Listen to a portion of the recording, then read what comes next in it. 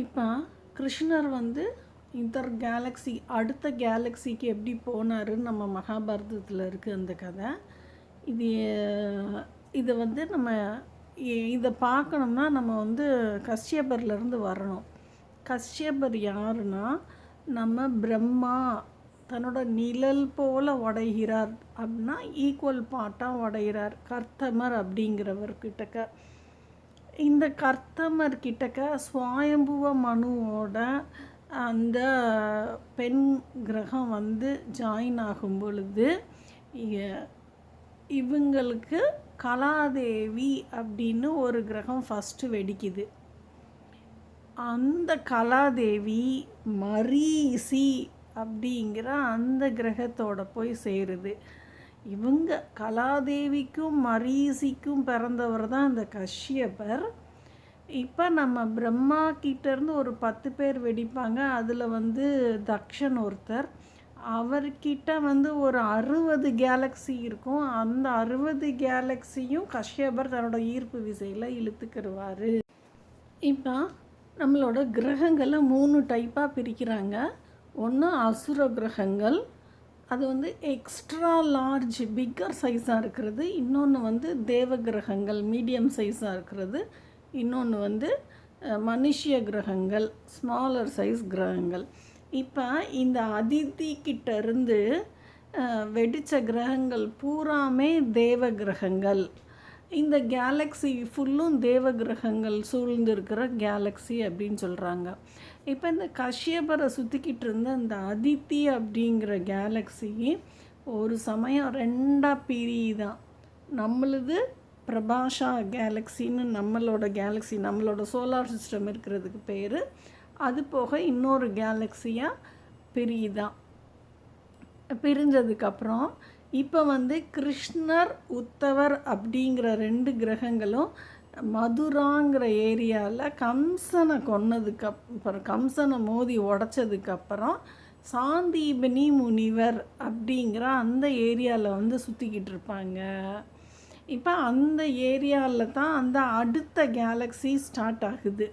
இப்போ அந்த அடுத்த கேலக்ஸியில் இருந்த கிரகம்தான் பாஞ்சஜன்யா அப்படிங்கிற கால்சியம் கண்டென்ட் அதிகம் உள்ள கிரகம். இப்போ இந்த உத்தவரும் கிருஷ்ணரும் அந்த ஏரியாவில் சுற்றிக்கிட்டு இருக்கும் பொழுது அந்த பாஞ்சஜன்யா இவங்கள இழுத்துட்டு போயிருச்சு அடுத்த கேலக்ஸிக்கு. இவங்க அப்படியே சுற்றி அந்த கேலக்ஸியில் வந்துக்கிட்டு இருக்காங்க.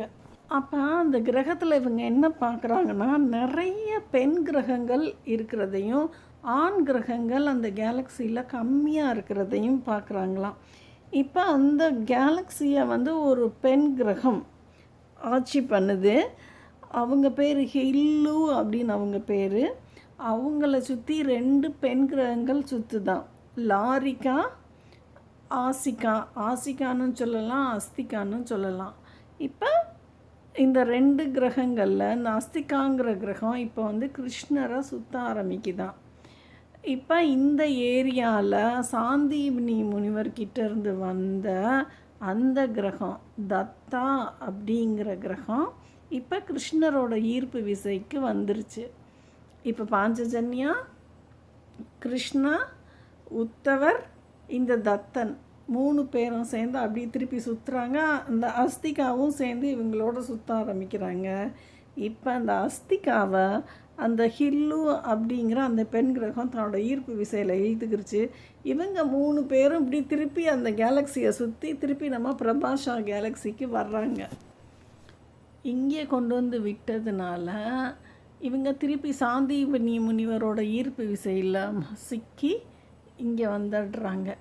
இப்போ இந்த தத்தன்கிறவர் புணர்ந்து அடுத்த கிரகத்திலேருந்து மீட்டெடுக்கப்பட்டதுனால இவருக்கு பேர் புனர்தத்தா. இப்போ இந்த புனர்தத்தா, கிருஷ்ணர், உத்தவர் இந்த கிரகங்கள் திருப்பி சாந்தீபனி மகரிஷியை அந்த கிரகத்தை சுற்றுறாங்க. அந்த பாஞ்சஜன்யா கிரகம் அந்த கேலக்ஸிக்கு போகும்போது நம்ம கிருஷ்ணர் மேலே மோதிடுது.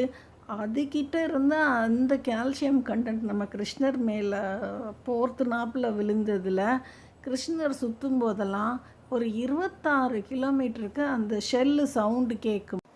அதனால நம்ம கிருஷ்ணருக்கு வந்து பாஞ்சஜன்யா அப்படின்னு பேர். அந்த குருஷேத்திர யுத்தத்தில் கூட அந்த கிருஷ்ணரின் பாஞ்சஜன்யா ஒலி, அதாவது அது வந்து ஒரு 26 கிலோமீட்டருக்கு அந்த சவுண்டு வந்து பயங்கரமாக கேட்குமா.